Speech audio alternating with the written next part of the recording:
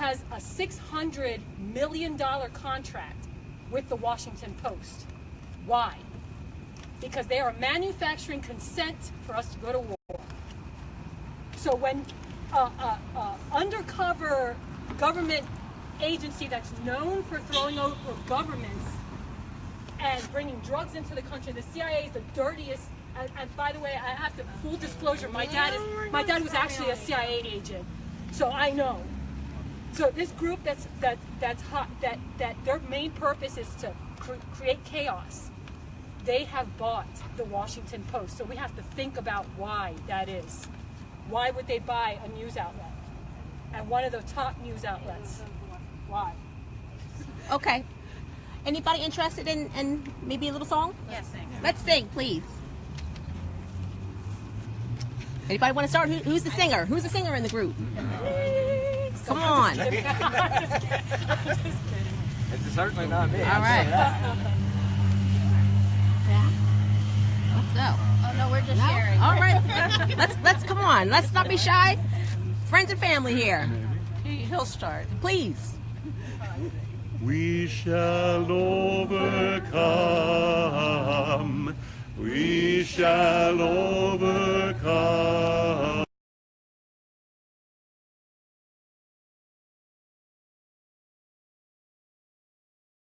In my heart, I do believe we shall overcome someday. We shall live in peace. We shall live in peace. We shall live in peace someday. Oh, deep in my heart, I do believe we shall live in peace someday. We shall all be free. We shall all be free. We shall all be free someday. Oh, deep in my heart, I do believe we shall overcome someday. We are not afraid. We are not afraid.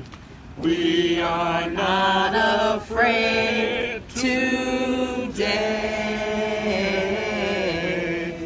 Oh, deep in my heart, I do believe we shall overcome someday. We shall overcome. We shall overcome. We shall overcome someday. Oh, deep in my heart, I do believe we shall overcome someday. Today is Thank today. you. Thank you. Someday is today. That was great. Thank you. Thank you. Thank you very much. Thank you so much. Yeah. Thank you for leading that. Yes. But would anyone else like to share some thoughts? All right, I Karen. came today because I heard Dr. McCullough speak, and I think that's really brave of him to, that he came out and he spoke and he talked about, how he offered to work with Trump. And as much as we hate him, if we don't start working and pushing, then we're never going to get anywhere. And I just really listened to what he had to say, and I thought, it was great.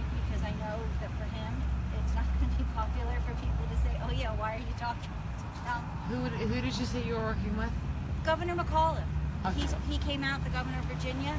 So I Okay. think that him coming out and speaking, and he reached out. I don't know who reached out to who, but he said that he offered to work with Trump, to end the hate and the division, and that's what we really need to do. I'm sorry, I have to disagree, because Donald Trump is a terrorist, and I do not negotiate with terrorists, and neither should anybody else. He has stated during the campaign and continuing, we need to get rid of these people, ban these people, I'm not for Trump. I'm just saying banning trans people from the military. That's a terrorist act. That's But a terrorist act. if from our side we don't keep pushing their side, It's not going to happen. and so that's It's what not I'm going to saying. happen. It's not gonna because work with you. The alt-right has been fueled, and that's pushing Trump harder But than ever if before. the people from our side don't speak out, We cannot, no matter what, we cannot negotiate with Trump. He is not a reasonable human being. But I agree. You can only negotiate with someone that has the intelligence, compassion, and sanity to listen, take in the information, dissect it, see where they stand, and push policy forward. And everything that he's pushing forward, when someone's pushing policies that are against me, my people, and my kind, and my hill, and everyone that I stand with, to me, no, I cannot. When the governor says Trump to end violence, it's not real. It's more bullshit. Let me get elected by the centrist Democrats. Let me get reelected by the centrist Democrats, because that's what the ploy is. Yeah. The ploy is there's more of them than there is of those guys. Because, like I said, and I mean this, I appreciate you being here, and I mean this with, like, the kindest that I can.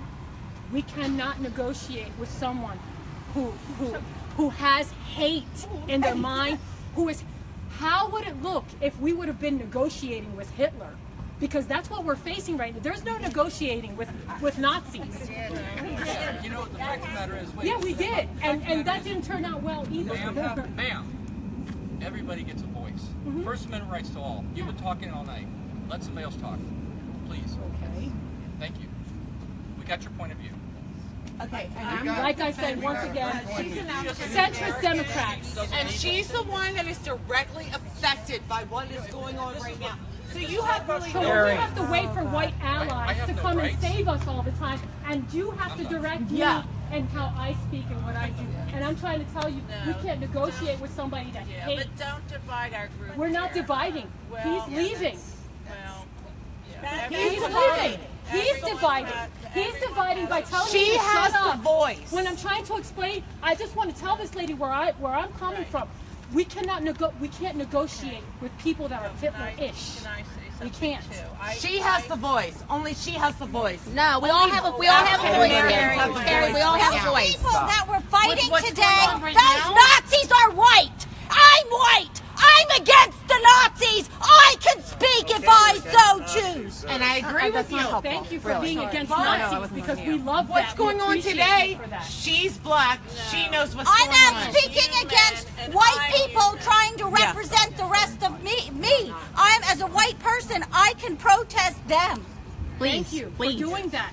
I sincerely appreciate every single person, every white person that comes and stands when we have Black Lives Matter events, that stands there and says, hey, I'm white and this is how I see it, and I know what you guys are going through, and I'm willing to stand with you, and I love you. We don't for know. that. I'm sorry. You know what? I'm No, going to it's just be not honest. what you- I don't I'm not know saying- what you're going through, I'm not and I saying feel for no, you. I can I'm empathize saying with you, and I can empathize. sympathize That's with what you. I mean. But I don't Empathize. know, and I really don't want you to have to go through it, and that's why I'm appreciate here that. today. Thank you for that. I appreciate you being here. All I'm saying is, I don't agree with the centrist Democrat point of view of negotiating with people like Donald Trump. We cannot do that. I understand where you're coming from. I just want you, please understand where I'm coming from. I come from a people that have been raped, murdered, kidnapped, enslaved. Okay, sold. So yeah, to me, this is a crisis. It's a crisis. It's not a moment for me to come here and light a candle and sing songs. And I'm sorry, I love you guys for doing that. This is not how I feel. I come here because my daughters are black, and a little black girl was killed today. And that kill, I can't even function today because of that. When do I fucking cry, Matt? I'm a stone cold person. I don't cry. My heart is broken, and I love you for being here. I just don't agree that we should be negotiating with people that hate us. I agree. How can you convince someone to see me as a person? You can't. Please, Donald Trump, can you acknowledge this black woman as a human being? Right. Can you acknowledge that when she says Black Lives Matter, it doesn't mean that your life doesn't? That's right. It just means, please see me, hear me. Because this situation to me is so serious. My heart is hurting. My organ heart is hurting. We watch it as white humans, but we don't know what it feels like as an African American. We can only say we are outraged, but we don't know what it feels like to be an African American in this community, in this country, to know how hard they have been suppressed, they have been pushed down upon, they have been felt to be less than. And that is all we are saying, is that we need to listen to our African American friends. We have to say enough is enough, and we are going to stand with them. We are not going to let them be felt less than anymore. We are not going to allow, I'm sorry, I get emotional. We are not going to allow Virginia to happen again. We are not. Because it is not fair to our African American friends. It is not fair to our people, our friends that are less than, that are colored. It is not fair. And I want to say that I'm not a person that doesn't know history of civil rights movement and black liberation movement. I know. And there's been many times that I looked at pictures of the Black Panther Party marching because I love them. They're my heroes.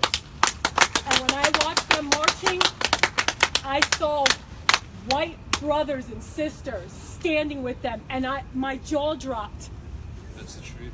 Because we understand, as brown people, we understand the importance of white allyship, and we need you guys. We need, because nobody wants to listen to us. But we can tell you, and they'll listen to you. And maybe then we'll be strong enough together to speak up for ourselves. I've been black all my life. I'm 48 years old. Thank you. And I was over here eating. I live in Midtown. I live on Hurst Street. So me and my 15-year-old daughter. Can I ask you to speak Can he up? step forward? Oh, okay.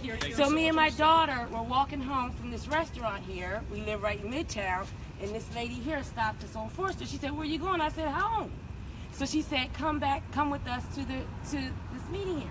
So I get in the house. There's a house full of black men in my house right now. My husband is there with 4 of his other black friends watching a football game. And I said, "We're going back out. We're walking down to this little march get together." And so that started a whole conversation in my home about this thing here. And them as being middle-aged black men, they're talking about, you know, the other side. Are all white people the same? Or are there people that are with us? And I said, well, actually, I think this thing I'm going to, there are white people. I said, all white people are not the same. There are some white people that are with us. So I'm here, and I would like to hear some of these white people here that their side, like I grew up going to Catholic school, so I grew up with a whole bunch of white people. So I lived in a project, but I had the white experience. I had the white experience. Make sure you have your candles in holders. They get a little fussy about. Okay. We don't, but at this point, we will scrape it all. We'll get them off. It's just those. We'll get them off. Yeah, that's fine. You got the situation under control, man. That's just Thank I've had a campfire before, you know. Okay. Thank you. We'll get them cleaned up. All right. You know, I want to make sure that we're all You getting. too. Anyone who wants to speak, I want to make sure you have the opportunity to speak. Please, thank so you. that's all I wanted to say. Is like I just left a whole house full of black guys that weren't even thinking about this, and I started a whole conversation in my house, and I left. And I'm here with my 15-year-old daughter who was just getting a little upset, but she's just Bring your 15-year-old daughter up here. Bring her up here. I want to hear some of these other folks. I want to hear what. I want to hear what your 15-year-old daughter thinks. Really? She says, That's what I want to hear. I want to hear what she thinks. If she wants, What do Young you people, feel? stand up. If you want to. if you would She's like, had a If little. you want to. I want you. I'll talk. Hear your perspective. What's on your mind? What do you think about this? What do you have a question? No, as a Like, why is this 15-year-old child, what do you feel? All right. As I would say is to my mom and my grandparents are black. I am from a black family, but I am the 10th child of my generation. I grew from the advancement of racism and everything. But my grandma also taught me that there is more than one meaning of the swastika. It doesn't mean anger. It doesn't mean hatred and racism. There's also meanings of swastika that means love and hope, showing from war that, granted, one ancestor of ours showed us hatred. I show you as just a simple white man, but also as just as your black cultures and just as your Asian cultures. We're all equal inside. If we bleed today, we all bleed red. We all bleed that same color. I went to Marines. I joined the Marines. I'm 5'2", and I actually wasn't supposed to join, but I was a field technician and also for building different weaponry to destroy other mankind. I've witnessed many people, our own kind, our own whites, blacks, all different kind of Americans, destroy other cultures for no reason. I've seen it. I've broken my back and I'm now out of commission. And you know what I get for it? For fighting for my own country? I have now been living on the streets, not having anything, being grateful for when I get my next meal. And every single day, I have 4 kids that live in this state. I haven't seen them in a year. Finally seen them today. The most happiest feeling I've ever felt in my life. And I look at myself every single day saying, granted, I am not the same. I am not rich, but I got screwed from my country. I don't even get paid from going to fight for y'all's freedom and my freedom. I don't get paid for it. I have only one check I get a year, and I give it to my sons and kids and my wife. I don't even get to see my wife. I don't even get to lay next down in bed with them. And that was from just because I served the war. They tell me I am not allowed to be around humans. I'm not allowed to be around people. I've killed daughters and sons and mothers and fathers that did not even have no reason to be killed. And today, as I see, not just as the black culture and the Asians and all that, we're all just equal. We're not the same, but we're still mistreated in so many ways that not everyone sees. If you do believe in the Lord, I do in ways, but I believe if you have more than 1 or 2 in his gathering, you are worshiping the Lord. And it states that in the Bible. It might not be everyone else's Bible, but in my Bible it does. I study on so many things in school just to be there and show how much cultures that are different we are. I don't speak much fluent German. I don't speak much fluent Spanish, but I know a little bit of all because I looked at it this way. In the human eyes, everybody says we're black Americans or African Americans or white or Caucasian or however you want to put it. In my eyes, I look at everybody as a mutt, mixtures of different races, because just like your ancestors, my ancestors came from Ireland, from Germany, from even Africa. We're all mixtures of different races that we did not choose to be the color we are today, but we chose who we are today. We came and became who we are. We walk and stand tall as Americans. That's what the cultures where we began to come from. Thank you. Sorry that I interrupted you. Thank you. Thank you. Thank you. Yeah, sure. Thank you for your service. Absolutely. Yeah, thank you for your service. Alyssa, go ahead. Sure. I guess I just wanted to say that I think it's our responsibility to have these conversations as white people, to have these hard conversations, not just with one another, but with our children. Just explain to our children that, you know, how their lives are different than, you know, young black children's lives. And I try and do this, and it's hard to bring that reality to your child because it's sad. You know, they don't see the world like that yet. It makes them really sad and scared. But like I've, you know, explained to my daughter why Black Lives Matter, what the movement is about, what it means, and why it's not appropriate to scream White Lives Matter. No one ever doubts that White Lives Matter. No one ever doubts that. And she's noticed that. She's, you know, she goes through school and she says, Mom, why do I not have any black teachers in my school? Don't you think that's unfair for people of color in my school not to see anybody that looks like them? Yeah, I just think, you know, we have to start talking to our kids about this and teaching them to see the world in a different way so that hopefully, you know, no one talked about race with me growing up.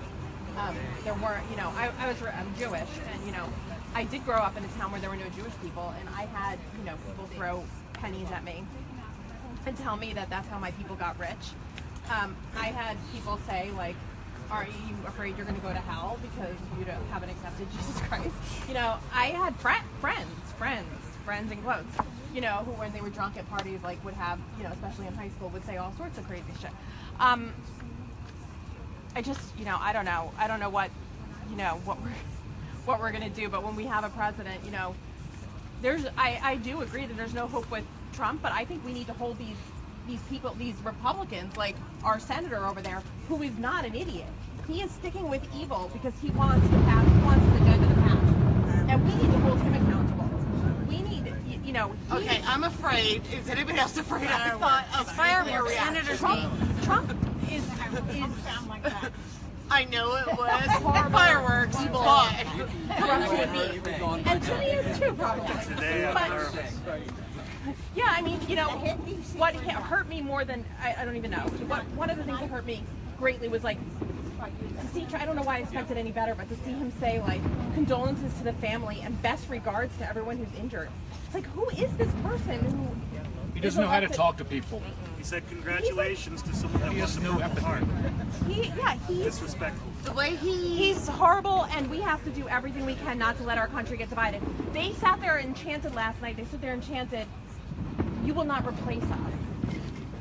There's no replacing. It's not a pie. This is what I say all the time. It's not a pie, and, like, if, you know, one person has an extra piece, there's not one left for someone else. There's plenty here for everyone, and we need to figure out a way to get through and change that mentality. We need to change how we teach in schools. You know, we need to teach history in a way that accurately reflects what actually happened, rather than this whitewashed nonsense. Harry Fowler for school board.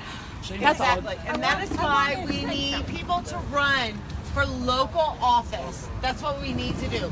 You need to run for local office. You need to run for school board. You need to run for city council. You need to run for school board. You need to run for commissioners. I already said that. Because it is not fair how we are treating and teaching our children. It is so important that you make the effort and you make the change at the local level.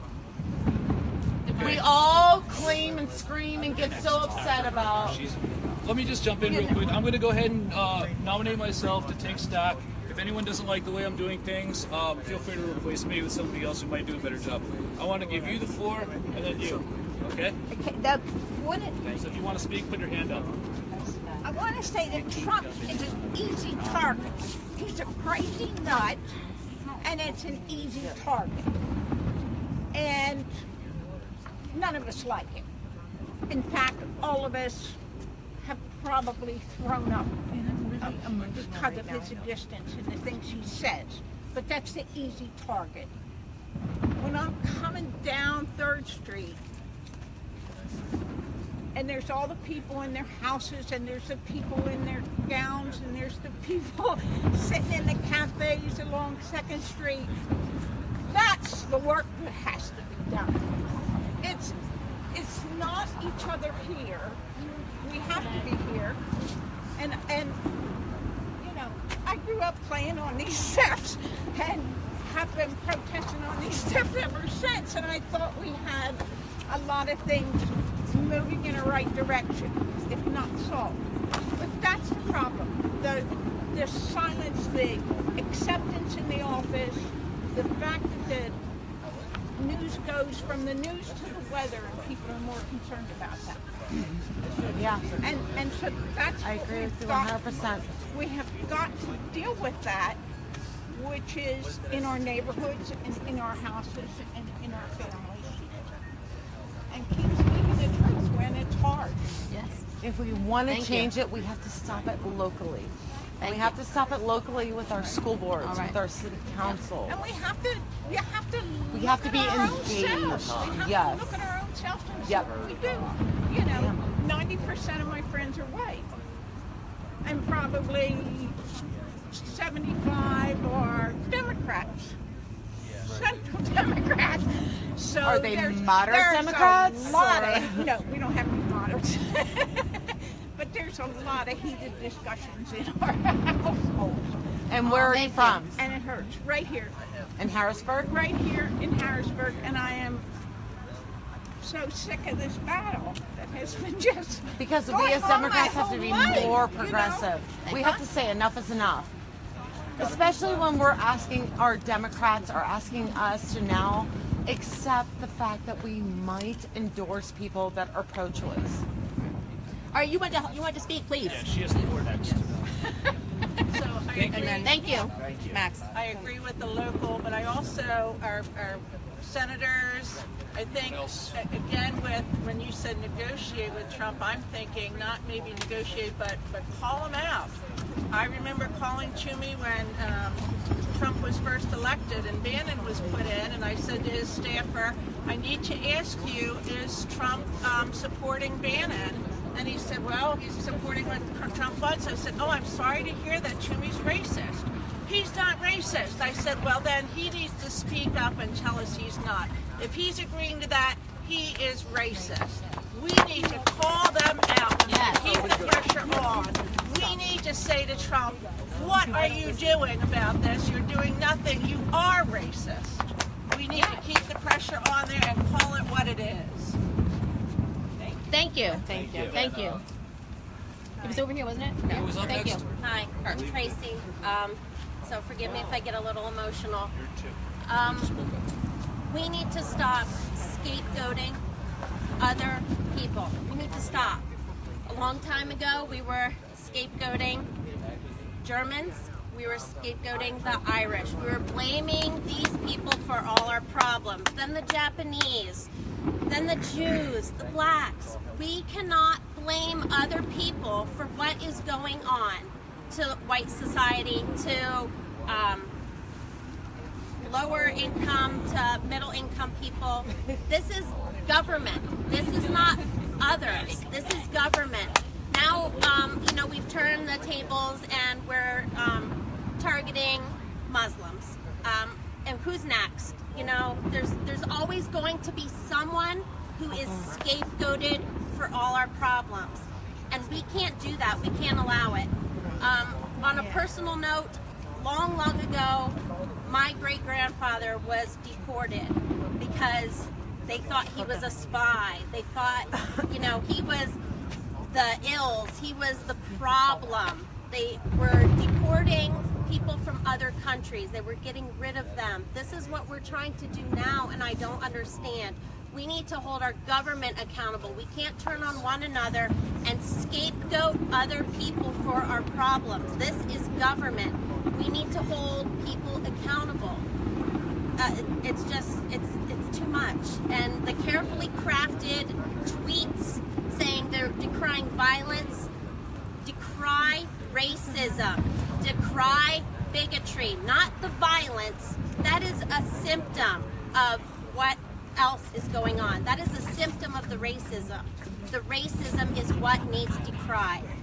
Call it what it is. It's racism. Not violence, it's the racism that's the problem. It's racism, that's all it is. And the things that our president is saying, they're not dog whistles, they're foghorns. Loud and clear. Loud and clear. Okay? When you have David Duke, the Grand Wizard of the KKK, saying that this is fulfilling Donald Trump's fulfillity as a president. Yes, they're fulfilling his mission. They're fulfilling what he has promised the American people. That's not a dog whistle. That's a foghorn. And we need to call it out. I've had enough. Thank you. Thank you. You're up next. Does anybody else want to speak after me? Because I put myself on staff.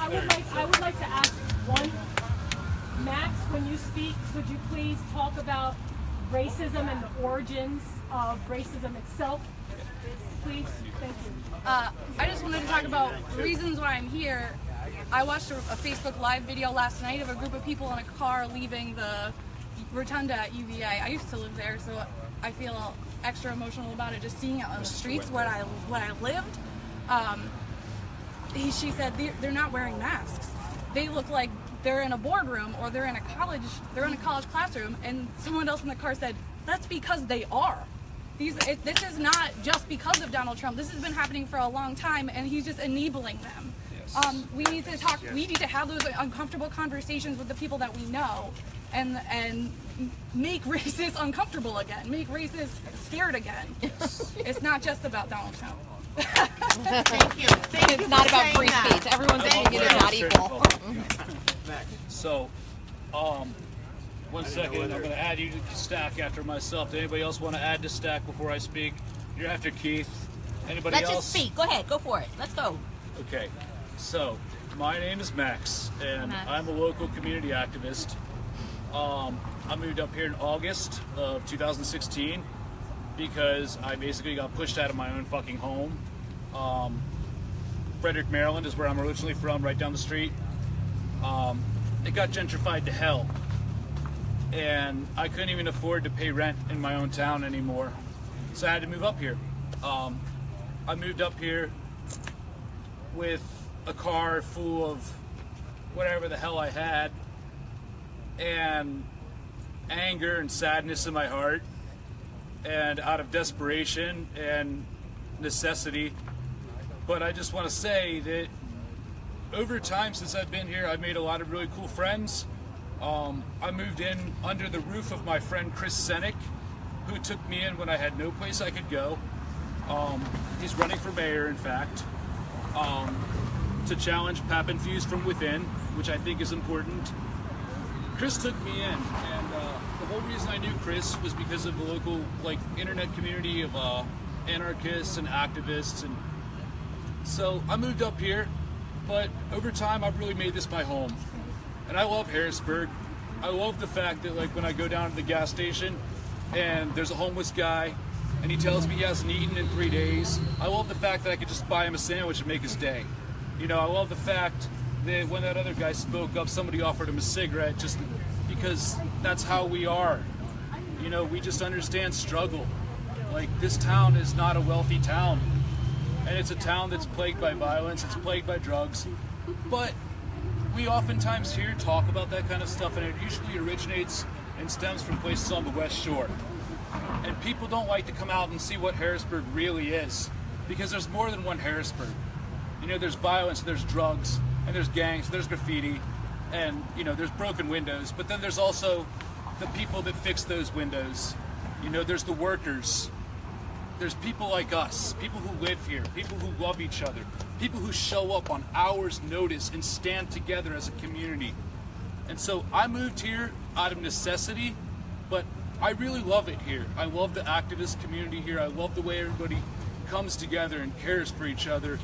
And when Nazis tried to hold a rally last November 5th, I love the fact that 300 people came up, and some of them were wearing masks, and they did not let Charlottesville happen. They kicked their asses and chased them out of town with an armed police escort. You know, you can say things like nonviolence, but some people don't get a choice. Some people don't get a choice.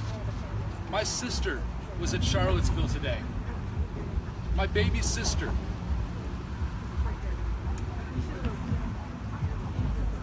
She was 10 feet away from the car when it hit the group of protesters. She is a legal observer. She is a lawyer. She is a white woman. And she's relatively safe from what's going on in the world.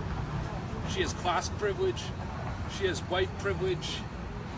You know, she has able-bodied privilege. And she, more or less, my sister can function perfectly. But when that happened to her, today, when that happened, when people died 10 feet away from her, my sister is never going to be the same after today. My baby sister witnessed murder. Thank God it wasn't her. And I said 6 months ago, I said a year ago, I said 2 years ago, I said, this shit's gonna get worse. It's gonna get worse before it get better. And somebody's gonna have to die before people start taking this shit seriously. Thank God my sister was 10 feet away. And that's why I'm here tonight.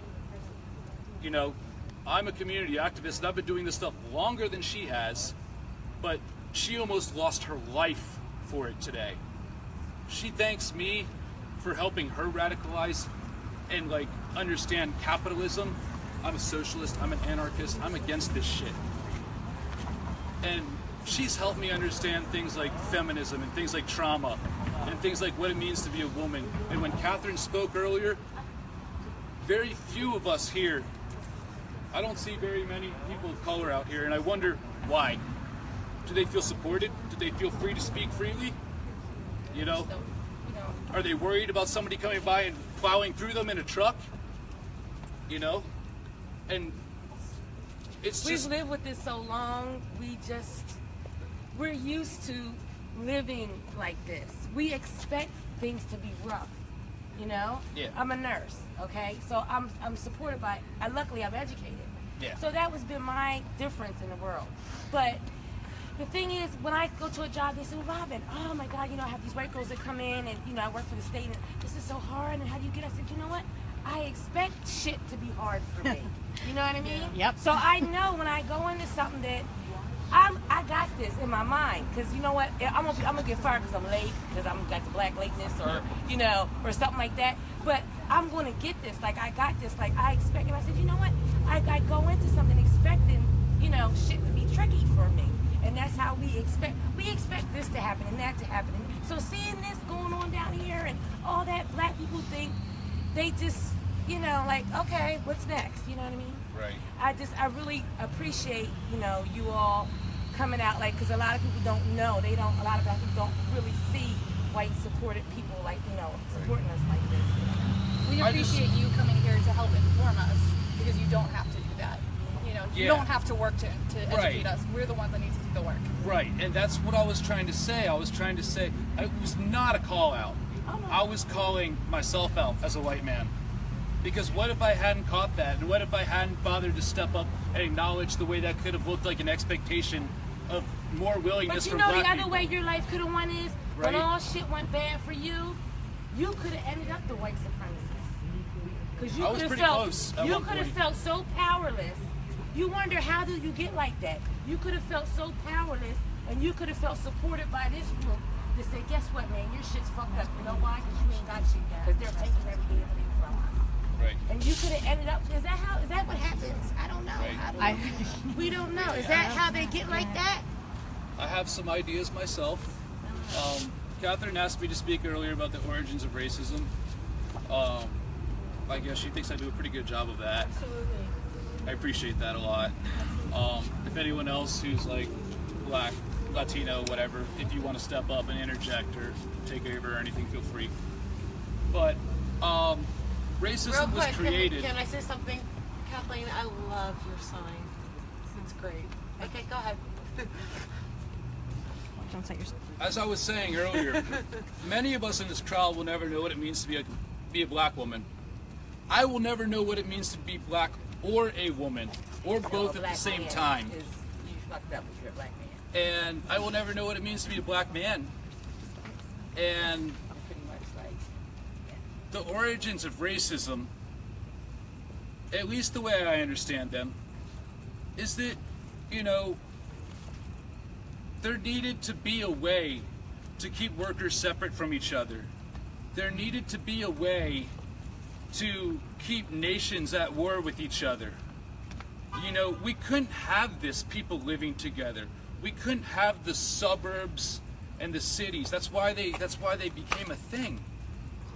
Because if we had everybody living together and putting our heads together and talking to each other, there's a reason your boss doesn't want you to tell anyone how much you make. Okay, there's a reason for that. There's a reason why your boss doesn't want me to know how much you make. It's because you're a woman and I'm a man, and we're both workers. Same goes for me and Catherine Ugaro. Same goes for me and anyone else here. You and anyone else here. We're all working for the same system, and it's failing too many of us. And racism was created, sexism was created, homophobia was created as a way to other people, as a way for the shittiest, worst off, doesn't have shit for himself white man to still be better than the most well-off, most educated black man. That's how we got racism. Racism is what happens when you're hanging on to the second lowest rung on the ladder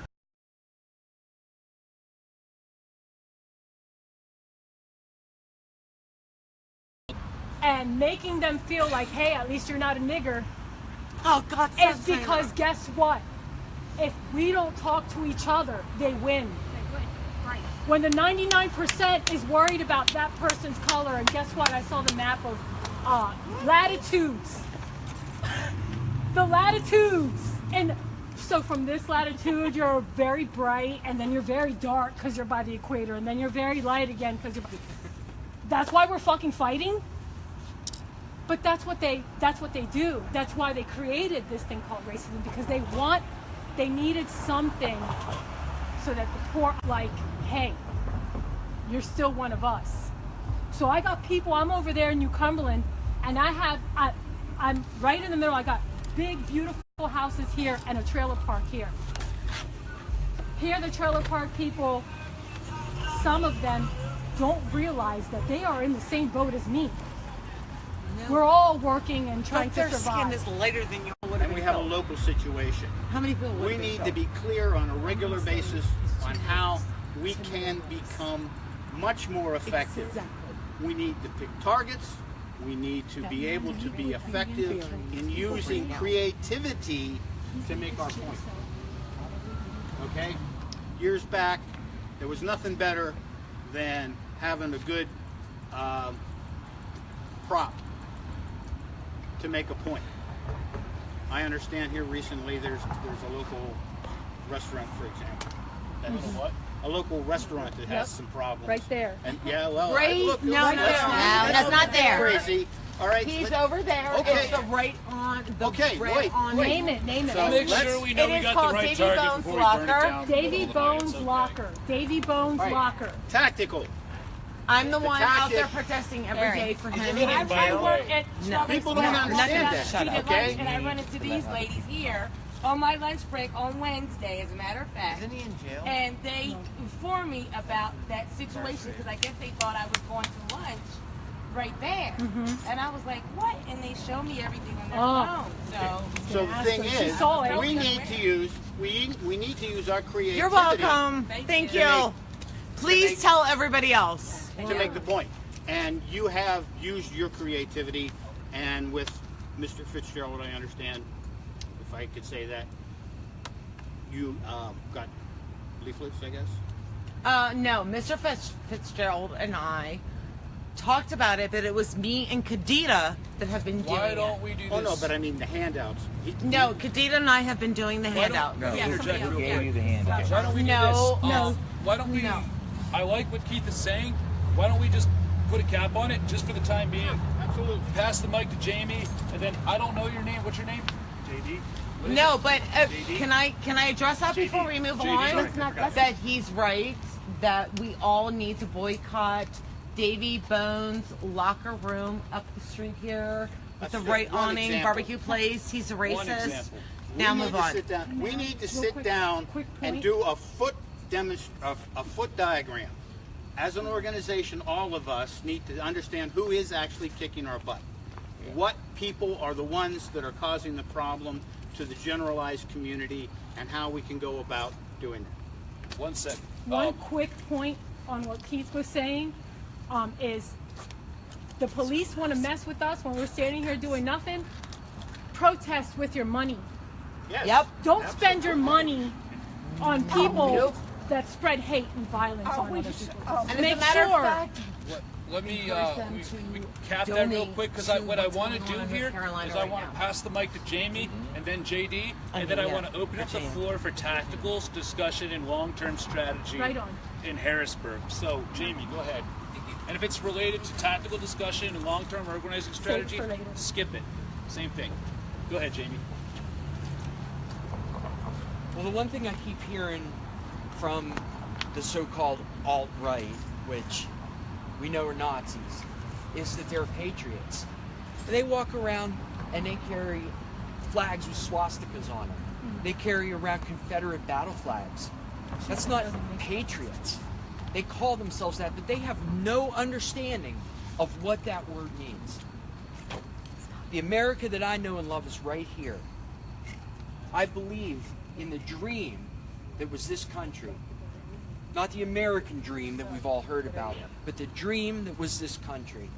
241 years ago, they signed a document in Philadelphia.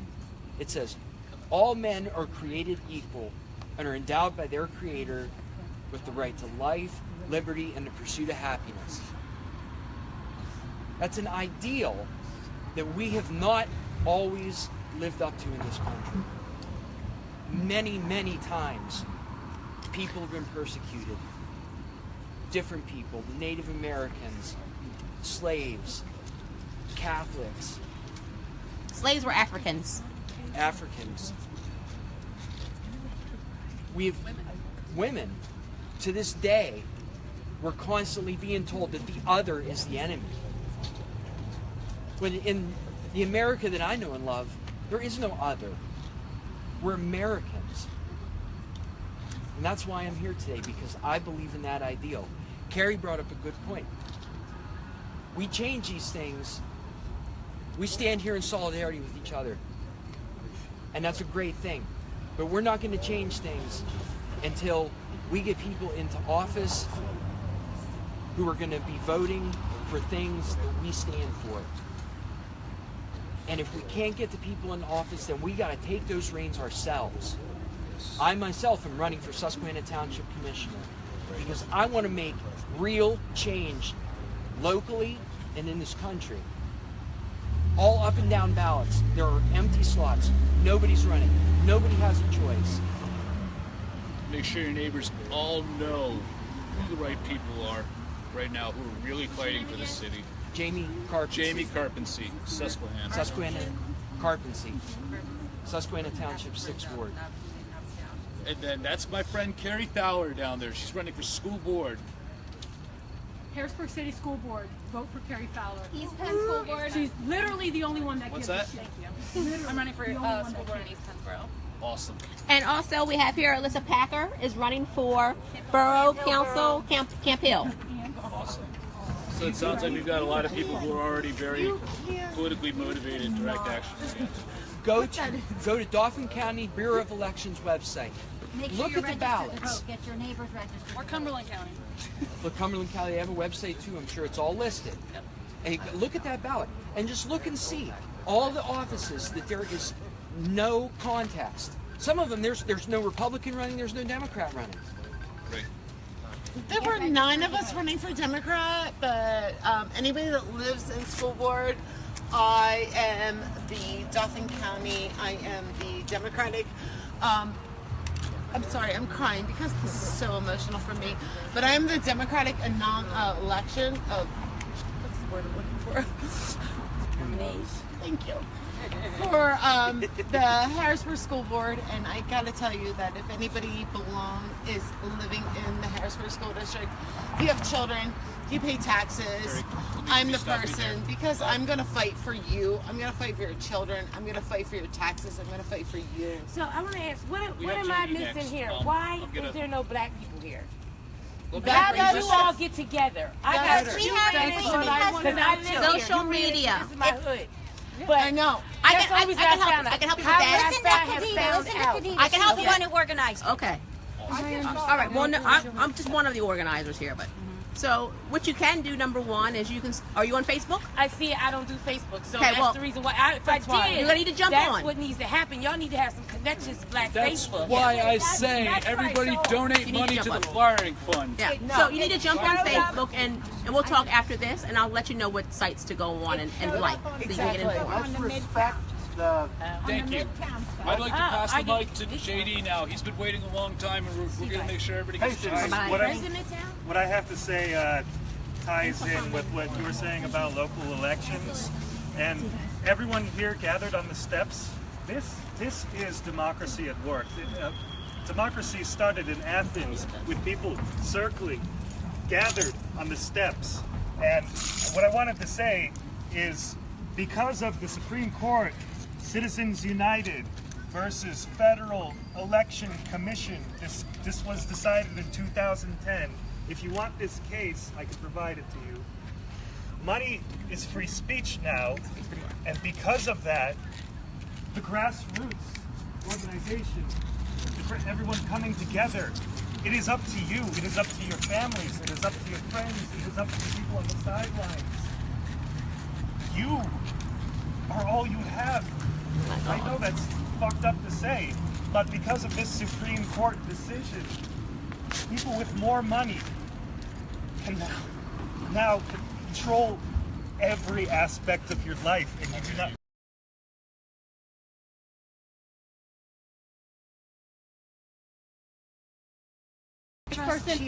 We have a group coming at 11, all the way from Allentown.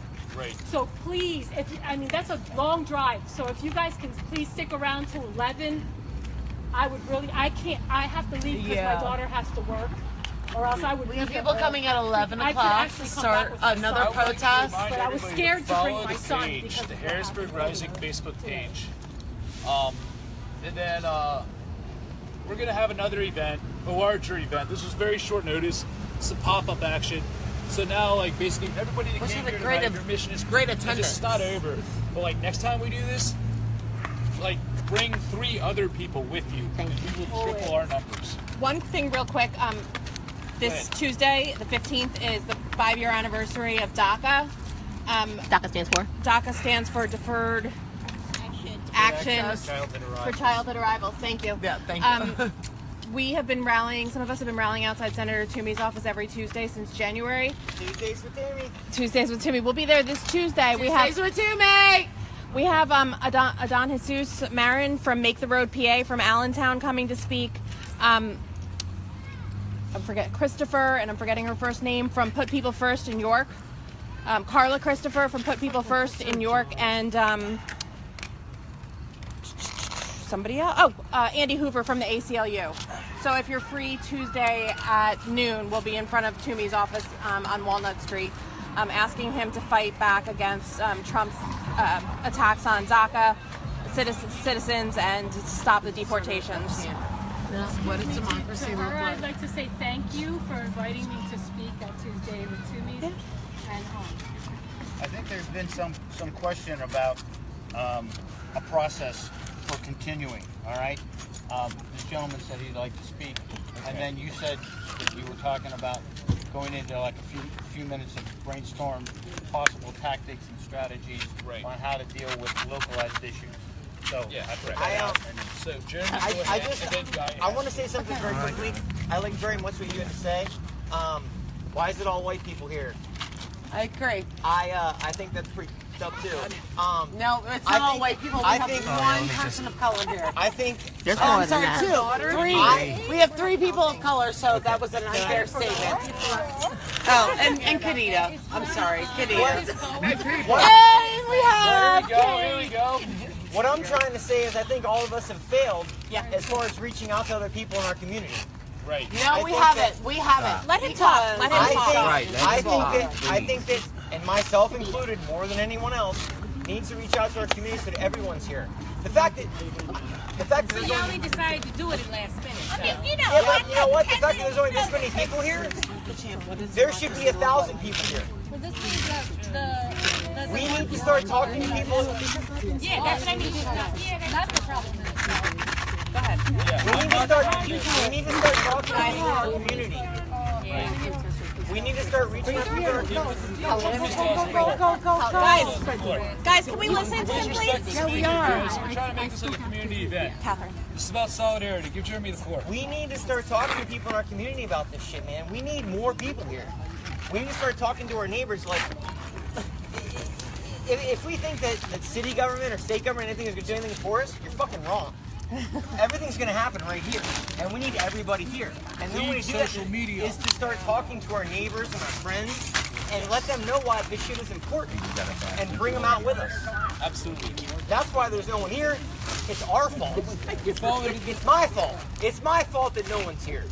This is a nice sized group, 2 hour notice. It's my fault too. Social media, our social media circles. Yeah. We need to bring people here. No one else is going to do it. Right. We're the only ones here. Yeah. We're the only ones who give a fuck. Right. We need to find more people who give a fuck and bring them with us. Somebody posted it. You posted it. It's my fault that there's no people of color here. It's my fault that there's not enough white people from my community here. It's my fault that people aren't here. Let me give Guy the floor, and then we're gonna break down to like a small. We're gonna keep it tight and talk about like long-term organizing strategy in Harrisburg, and like kind of tactics we could use. I'm going to have to head out here shortly, but as one of the organizers of this event, I just want to say something before I leave, because I do have to. Just pass the floor to Guy real quick. No, let's. Can I? That's fine. I'm going to go real fast, please. If you don't mind. Do you mind? Sure. Okay. So, I'm thankful for everyone who's been here today and everyone who's part of the organization of the groups that show up here. And I'm glad that you're going to put an action plan into place, because that's what's needed to advance this movement. And I just want everyone to, remember that we stand on shoulders of others who have started this movement before us, and to be thankful for them, such as Representative Lewis, John Lewis, right? And who says that we should never be afraid to speak up and speak out for what we believe in. So those of you that were here tonight, thank you for coming and speaking up and speaking out for what's right. So, thank you. Thank you, Khadija, for helping to organize this evening. She was the one that put the Facebook event together at the last minute and said we needed to say something. So Khadija is the one that initiated this. So thank you, Khadija. Thanks. Thank you. And just so everyone knows, I'm encouraging people to stay out till midnight if you're able to. If not, it's okay. Go ahead, Guy. Yeah, so I guess kind of to transition to what we can effectively do, I work with a group called the Democratic Socialists of America, and we have a chapter in Harrisburg that's growing rapidly, and we're going to be mobilizing very soon on a bail reform campaign at the county level. The bail system in the county disproportionately affects, it punishes people for being poor. People with money who are accused of crimes can just pay bail and walk free. Those people who can't afford that, they're taken from their homes and their communities, and they're generally fired. And this, of course, is inherently unfair, and they're held without trial, no less. So we want to work to change that. There are a few alternative systems that we can advocate for, and we're going to be in contact with people in local government. And if you're interested, please come out to the DSA meeting tomorrow at 2 o'clock. Yeah, 2 o'clock at Star City, which is at 200 Creston Street. It'll be 2 hours. We're going to be talking